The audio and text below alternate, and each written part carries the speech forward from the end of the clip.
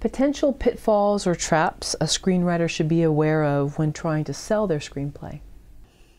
Pitfalls.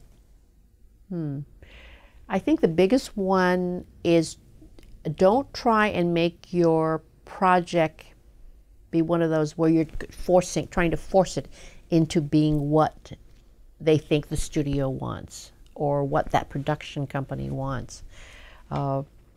That's a big pitfall for me, because then somewhere along the line, I think you sometimes will lose the heart of what your project is. I know a lot of times they will ask for requests to do something to it. And you do need to, if they bought it, it is their project. And so I think a lot of writers sometimes immediately are very protective of their project, and they say, well, yeah, I'll sell it to you, but you can't do this. You know, I mean, that's sort of a first reaction.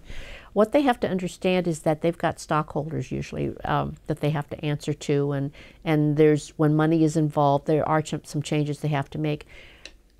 I think when you are just in the talking stages, sometimes writers make the biggest mistake is when they start being too concerned about all of that. And I want them to understand it's good to listen first to what they have to say before reacting immediately and jumping all over it.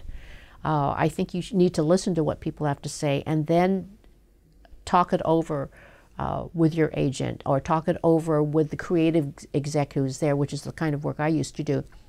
And a lot of times I had to explain to him the reason why they asked for a certain change. Maybe it was because of budget.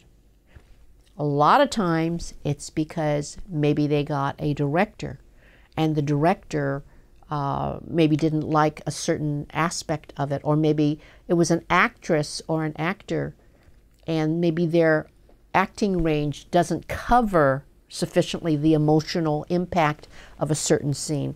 I mean, there's a lot of reasons that people don't understand about it. So if you are fortunate enough that somebody is optioning or buying your project and they are asking for things, it's not because they don't like it.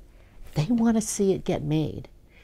And sometimes it's because of certain reasons, and you need to sit down and talk to somebody about it. Don't just immediately get, all up in arms and just, no, I'm not going to do that, and I hate this idea, and, listen to what people have to say. Sometimes it's something that's a small enough thing, and sometimes there's ways you can compromise. Half of my job when I was a creative exec was trying to find the best way to still keep the project as the writer's vision as well. But sometimes if you have a director who's a big name, you have to weigh the consequences. Do you want to keep are they going to keep the big name director or the first time writer? And it's a real easy thing for the studio. They figure we've already bought it. We don't need the writer to come back and do the rewrite. And you want to stay in business with people. So sure. You have to learn when to fight and when to listen to what's being said and when to give in, And it doesn't mean you completely give in. You talk to the creative, because usually there's at least two execs. There's usually there's a VP and usually there's a creative exec. Talk to the creative exec and find out their reasons why, and see if there's some way that there can be some kind of a compromise to it.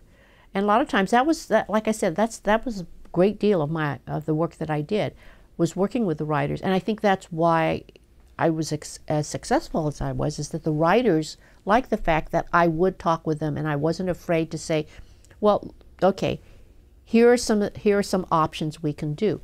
Which of these options do you think fits your story best?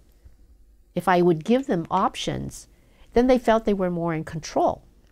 I wanted to give that to them so they wouldn't feel that everything was lost to them.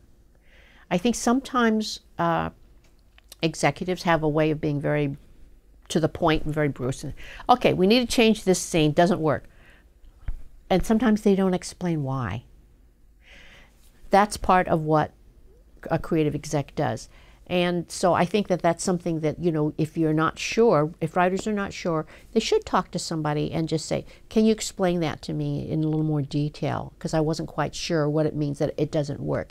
Exactly what is it about it that it didn't work?